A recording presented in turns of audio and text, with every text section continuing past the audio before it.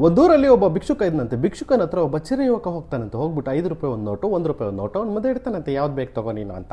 ಅದಕ್ಕೆ ಈ ಭಿಕ್ಷುಕ 1 ರೂಪಾಯಿ ನೋಟ್ ತೊಗೊಂಡು ಜೇಬಲ್ಲಿ ಹಾಕೊಂತಾನಂತೆ. ಇವನು ಖುಷಿ ಆಗ್ಬಿಡ್ತಾನಂತೆ, ಯಾರು ಅವ್ನು ಬೇಕು 5 ರೂಪಾಯಿ ದೊಡ್ಡದಂತ ಗೊತ್ತಿಲ್ಲ ಅವನಿಗೆ ಅಂತ ದಡಬಡ ಅಂತ ಹೋಗಿ 4 ಜನಗೆ ಹೇಳ್ತಾನಂತೆ. ಎಲ್ಲರೂ ಬಂದು ನೋಡ್ತಾರಂತೆ, ಇದೇ ಥರ ಮಾಡ್ತಾನಂತೆ. ಖುಷಿ ಆಗ್ಬಿಡ್ತಾರಂತೆ ಜನ. ಎಂಟರ್ಟೈನ್ಮೆಂಟ್ ಆಗಿಬಿಟ್ಟಿತ್ತಂತೆ ಅವ್ರಿಗೆ. ಎಲ್ಲರೂ ಲೈನಲ್ಲಿ ನಿಂತ್ಕೊಂಡು ಕ್ಯೂಲ್ಲಿ ನಿಂತ್ಕೊಂಡು ಬಂದು ಇವನಿಗೆ ದಿನ 5 ರೂಪಾಯಿ ಒಂದು ನೋಟು, 1 ರೂಪಾಯಿ ಒಂದು ನೋಟ್ ಕೊಡ್ತಾಯಿದ್ರಂತೆ. ಇವ್ನು ಪ್ರತಿದಿನ 1 ರೂಪಾಯಿ ನೋಟೇ ತೊಗೊತಾಯಿದ್ದಂತೆ. ಇದನ್ನು ನೋಡೋಕ್ಕಾಗ್ದಿರ ಅವ್ರ ಅಪ್ಪಾಜಿ ಒಂದು ದಿವಸ ಬಂದು ಕೇಳಿದ್ರಂತೆ, ಯಾಕಪ್ಪ ನೀನು 5 ರೂಪಾಯಿ ತಗೋಬಾರ್ದು, ನಾವು ಬೇಗ ರಿಚ್ ಆಗ್ಬೋದಲ್ಲ ಅಂತ. ಅದಕ್ಕೆ ಈ ಯುವಕ 1 ರೂಪಾಯಿ ಬಂಡಲ್ ತೆಗೆದು, ನಾನು ಯಾವತ್ತು 5 ರೂಪಾಯಿ ತೊಗೊತೀನಿ, 1 ರೂಪಾಯಿ ಕೊಡೋಕ್ಕೆ ಜನ ಬರೋಲ್ಲ, ಬಾಯಿ ಮುಚ್ಕೊಂಡಿರು ಅಂತ ಹೇಳಿದಂತೆ. ಸೊ ಈ ಕಥೆಯಿಂದ ನಿಮಗೇನು ಅರ್ಥ ಇತ್ತು? ನೀವು ಕೆಲವ್ರನ್ನ ಕೀಳುವಾಗೆ ಹಾಕಿ, ಸ್ಟೇಟಸ್ ಕೆಳಗಡೆ ಹಾಕಿ ಅವ್ರ ಬಗ್ಗೆ ಕೆಟ್ಟದಾಗಿ ಮಾತಾಡ್ತೀರಾ. ನೀವು ಅಂದ್ಕೊಂಡಿರ್ತೀರ ಅಷ್ಟೇ ನೀವು ಮಜಾ ತೊಗೊತಿದ್ದೀರ ಅವರಿಂದ ಅಂತ. ಇಲ್ಲ, ಅವ್ರು ಮಜಾ ತೊಗೊತಾ ಇರ್ತಾರೆ ನಿಮ್ಮಿಂದ, ಗೊತ್ತಾಗಲ್ಲ ನಿಮ್ಗೆ ಅಷ್ಟೇ. ಪಾಪ ನೀವು.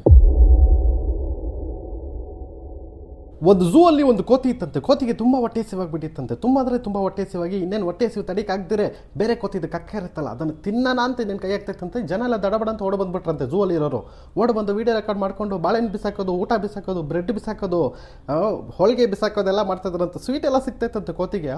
ಫುಲ್ ಖುಷಿ ಆಗ್ಬಿಡ್ತಂತೆ ಕೋತಿ. ಸಖತ್ತು, ಏನು ಗುರು ಊಟ, ನನ್ನ ಕಕ್ಕ ತಿನ್ನಕ್ಕೆ ಹೋಗ್ತದೆ, ಏನು ಊಟ ಕೊಟ್ಟರು ಗುರು ಜನ ಅಂತ ಫುಲ್ ಖುಷಿಯಾಗ್ಬಿಟ್ಟಿತ್ತಂತೆ. ಇದು ಮುಂಚೆನೂ ಟ್ರೈ ಮಾಡಿತ್ತಂತೆ. ಸ್ವಿಮ್ಮಿಂಗ್ ಮಾಡೋದು, ಪಲ್ಟಿ ಹೊಡೆಯೋದು, ಡ್ಯಾನ್ಸ್ ಮಾಡೋದೆಲ್ಲ ಮಾಡ್ತೈತಂತೆ. ಆದರೆ ಜನ ಇಷ್ಟೊಂದು ಅಟೆನ್ಷನ್ ಕೊಟ್ಟಿರಲಿಲ್ವಂತ ಅದಕ್ಕೆ.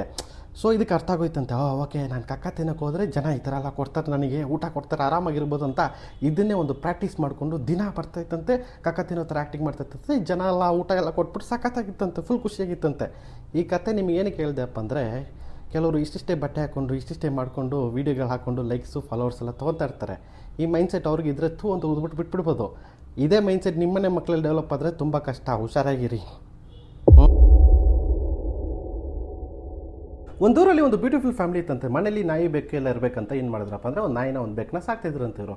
ಈ ಓನರೆಲ್ಲ ಹೋಗಿರ್ತಾರಲ್ಲ ಆಚೆ ಕಡೆ. ಆವಾಗ ಈ ಬೆಕ್ಕು ಬಂದ್ಬಿಟ್ಟು ನಾಯಿ ಹತ್ರ, ಏನೋ ಯಾವಾಗಲೂ ಬೊಗಳ್ತಾನೆ ಇರ್ತೀಯ, ಏನೋ ಯಾವಾಗಲೂ ಕೆಲಸ ಮಾಡೋ ಥರ ನಾಟಕ ಮಾಡ್ತಾನೆ ಇರ್ತೀಯ, ಏನೋ ಬಾವು ಅಂತೀಯ, ಮಿಯಾವಣ್ಣೋ ಏನೋ ನೀನು ಹಂಗೆ ಅಂತ ಗೇಲಿ ಮಾಡ್ತಾಯಿತ್ತಂತೆ.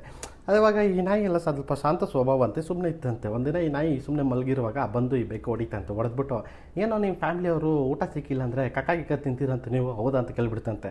ಇದನ್ನು ಕೇಳಿಸ್ಕೊಂಡು ಟೆನ್ಷನಾಗಿ ನಾಯಿ ಏನು ಮಾಡ್ತಪ್ಪ ಅಂದರೆ, ದಡಬಡ ಅಂತ ಈ ಬೆಕ್ಕನ್ನ ಅಟ್ಯಾಕ್ ಮಾಡಿಬಿಡ್ತಂತೆ. ಅಟ್ಯಾಕ್ ಮಾಡಿ ಸುಮ್ಮನೆ ಬಿಡ್ತಂತೆ. ಈ ಬೆಕ್ಕು ಓನರ್ ಬಂದ ತಕ್ಷಣ ಮೆತ್ತು ಹೋಗ್ಬಿಟ್ಟು, ನೋಡಿ ಇಲ್ಲೆಲ್ಲ ಕಚ್ಚಿದ್ದು ನನಗೆ, ಈ ನಾಯಿ ಕಚ್ಚಿದ್ದು ಅಂತ ಫಿಟ್ಟಿಂಗ್ ಇಟ್ಬಿಡ್ತಂತೆ. ಫಿಟ್ಟಿಂಗ್ ಇಟ್ಟಿದ ತಕ್ಷಣ ಓನರೆಲ್ಲ ಬಂದು, ಹೌದು ನೋಡಿದ್ದೀನಿ, ಇದು ತುಂಬ ಅಗ್ರೆಸಿವ್ ನಾಯಿ, ಇದನ್ನು ಹೊಡೆದು ಓಡಿಸ್ಬೇಕು ಅಂತ ಏನು ಮಾಡಿದ್ರಪ್ಪ ಅಂದರೆ, ಕೊಲ್ತವ್ನು ಹೊಡೆದ್ಬಿಟ್ಟು ಓಡಿಸ್ಬಿಟ್ರಂತೆ ಮನೆ ಬಿಟ್ಟು.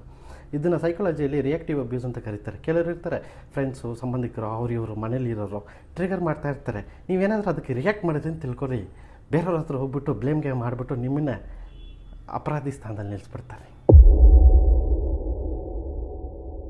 ಒಂದು ಕಾಡಲ್ಲಿ 2 ಹಾವಿರುತ್ತಂತೆ. ಲವರ್ಸು ತಡಬಡ ಅಂತ ಒಬ್ಬ ಹಾವಿಡಿಯನ್ ಏನು ಮಾಡ್ತಾನೆ, ಬಲೆ ಹಾಕಿ ಹಿಡಿದ್ಬಿಡ್ತಾನಂತೆ. ಹಿಡಿದ ತಕ್ಷಣ ಈ ಗಂಡವಿರುತ್ತಲ್ಲ ಅದನ್ನು ತೊಗೊಂಡು ಅಲ್ಲೇ ಅಂತೆ. ಈ ಹೆಣ್ಣವು ನಮ್ಮ ಹತ್ರ ಏನು ಮಾಡ್ತಾನಪ್ಪ ಅಂದರೆ, ಅಲ್ಲೆಲ್ಲ ತೆಗೆದುಬಿಟ್ಟು ಇದನ್ನು ಒಂದು ಬಾಕ್ಸಲ್ಲಿ ಹಾಕ್ಕೊಂಡು ತೊಗೊಂಡೋಗ್ತಾನಂತೆ. ತೊಗೊಂಡೋಗಿ ಬೀದಿ ರೋಡಲ್ಲಿ ಮಾರ್ಕೆಟಲ್ಲಿ ಪೊಂಗಿ ಉಡ್ತಾನಂತೆ. ಇದು ಡ್ಯಾನ್ಸ್ ಆಡುತ್ತಂತೆ. ಡ್ಯಾನ್ಸ್ ಆಡಿದ ತಕ್ಷಣ ಕ್ರೌಡೆಲ್ಲ ಕಾಸು ಕೊಡ್ತಾರಂತೆ. ಆ ಕಾಸಿಂದ ಇವನೇನು ಮಾಡ್ತದಪ್ಪ ಅಂದರೆ, ಒಂದು ಇಲಿ ತೊಗೊಂಡು ಇದಕ್ಕೆ ಕೊಡ್ತಾನಂತೆ. ಇದು ತಿಂದುಬಿಟ್ಟು ಆರಾಮಾಗಿ ಮಲ್ಕೊತಾ ಇತ್ತಂತೆ, ಖುಷಿಯಾಗಿತ್ತಂತೆ. ಒಂದಿನ ಏನಾಗುತ್ತಪ್ಪ ಅಂದರೆ, ಹಾವರ್ಸೋನ್ಗೆ ಸ್ವಲ್ಪ ಜ್ವರ ಬಂದು ಸಾಯೋ ಸ್ಟೇಜ್ಗೆ ಹೋಗ್ಬಿಟ್ಟಿರ್ತಾನಂತೆ. ದಡಬಡ ಅಂತ ದೇವ್ರು ಬಂದು ಕೇಳ್ತಾರಂತೆ, ಏನು ಬೇಕು ನಿನಗೆ, ಬಾಯ್ ಫ್ರೆಂಡ್ ಬೇಕಾ ಅಥವಾ ಹಾವರ್ಸೋನ್ ಬೇಕಂತ. ಅದಕ್ಕೆ ಯಾವ ಹೇಳುತ್ತಂತೆ, ಹಾವರ್ಸೋನ್ ಬೇಕು ಅಂತ.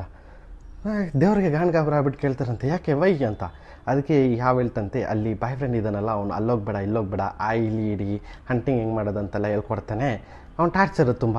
ಇವನು ರೋಡಲ್ಲಿ ಬೀದಿಯಲ್ಲಿ ಡ್ಯಾನ್ಸ್ ಮಾಡೋಕ್ಕೆ ಊಟ ಕೊಡ್ತಾನೆ. ಅದಕ್ಕೆ ಇವನ್ನ ಬಚ್ಚ ಮಾಡಂತ ಹೇಳ್ತಂತೆ. ನಾನು ಆ ಬಗ್ಗೆನೇ ಮಾತಾಡಿದ್ದು ಅಷ್ಟೇ.